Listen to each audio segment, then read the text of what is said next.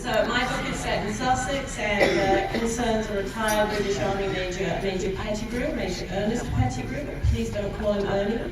And he strikes up an unexpected friendship with Mrs. Ali, who runs the village shop. Mrs. Ali is also British. In fact, she was born in Cambridge, but she's of Pakistani heritage and is therefore considered a permanent foreigner. While the Major's father actually served with the British Army in India, and the Major was actually born in Lahore, Pakistan, and yet he's a permanent insider. So I'll just read you the opening couple of pages.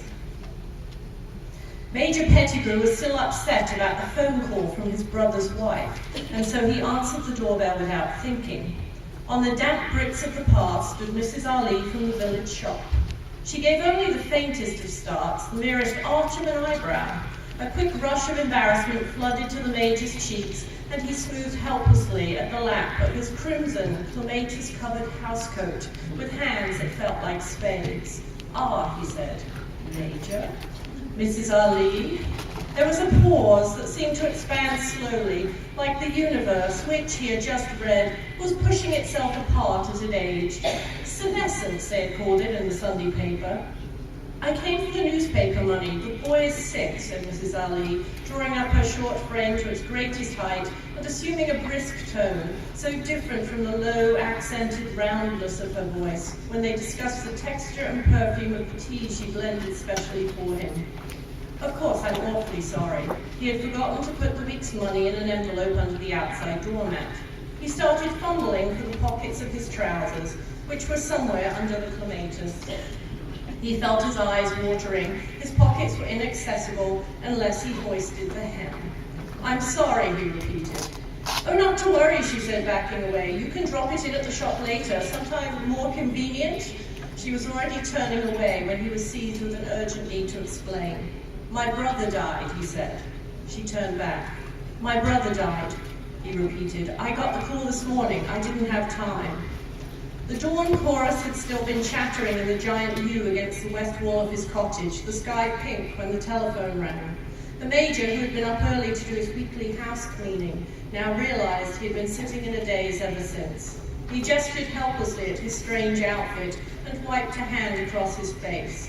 Quite suddenly, his knees felt loose, and he could sense the blood leaving his head. He felt his shoulder meet the doorpost unexpectedly, and Mrs. Ali, quicker than his eye could follow, was somehow at his side, propping him upright. "I think we'd better get you indoors and sitting down," she said, her voice soft with concern. "If you will allow me, I will fetch you some water." Since most of the feeling seemed to have left his extremities, the Major had no choice but to comply. Mrs. Ali guided him across the narrow, uneven stone floor of the hallway and deposited him in the wing chair tucked just inside the door of the bright, book-lined living room.